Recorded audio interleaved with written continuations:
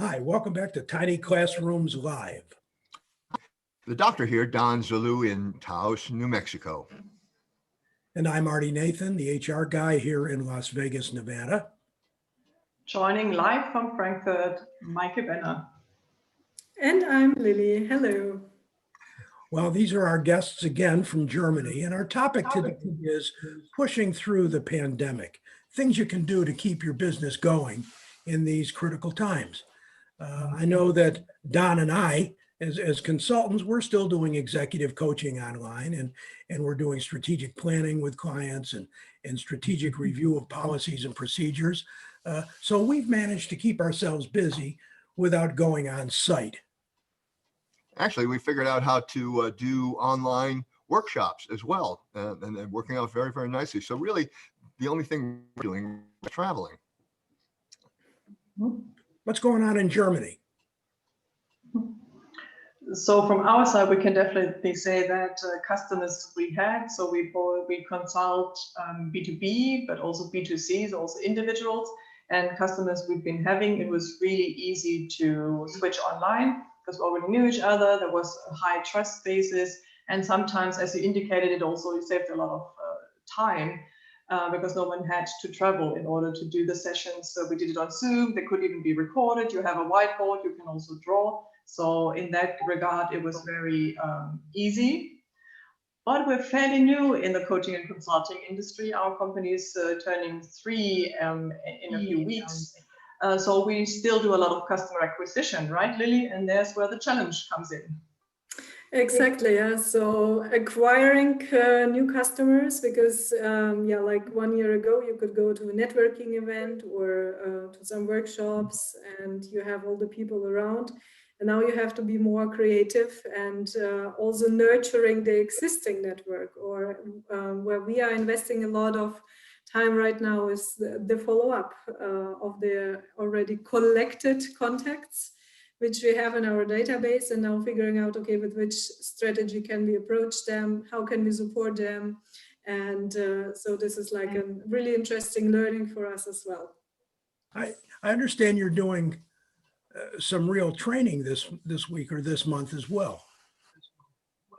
Yeah, so we are doing kind of a special training. So we are guest lecturers in university and should normally be on site and having the course on site. And now everything is switched online. And of course, for us, as newly to the university world, from not being a student, but being a lecturer, it's kind of a different setup, but I think we managed quite well. Or Maike, what do you say? You know, absolutely. Yeah. Businesses large and small, all different kinds of industries are having to figure out new ways to do things, whether it's a restaurant or a manufacturing or a consulting business. Don and I are coming up with some new concepts as well. It's particularly how to extend the learning cycle and the learning test for folks in our client base, and as we reach out and publish articles online and that sort of thing. It's a very interesting.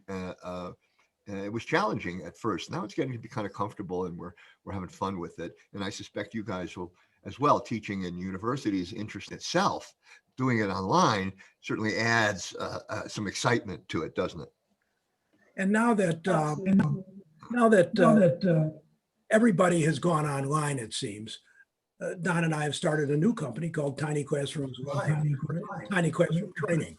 And these are short format videos for managers and supervisors to learn their soft skills needed to be very successful.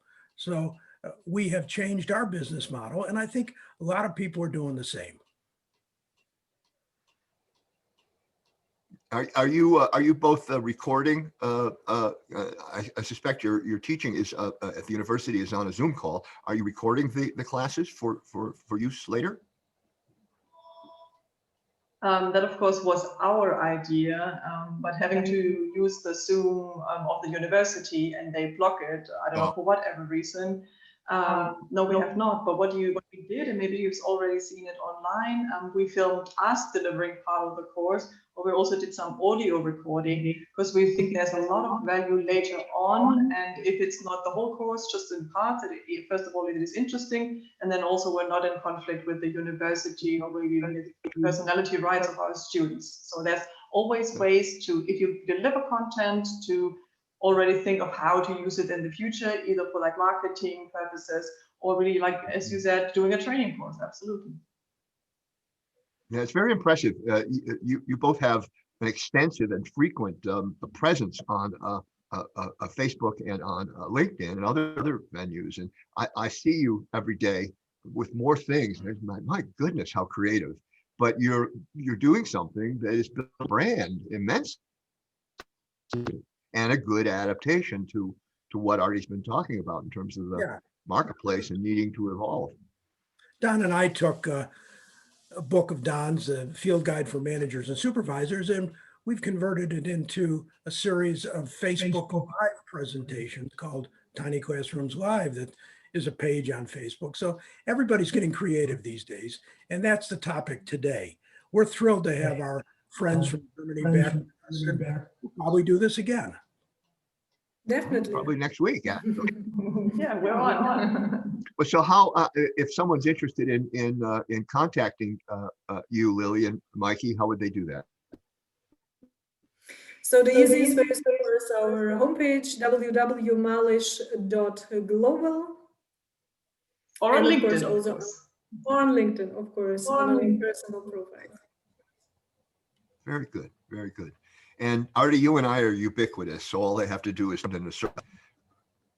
That's right. That's right. That's right. Well, again, thank you for joining us. Thank you for listening in today, and we'll see you all again. Thank you. See you soon.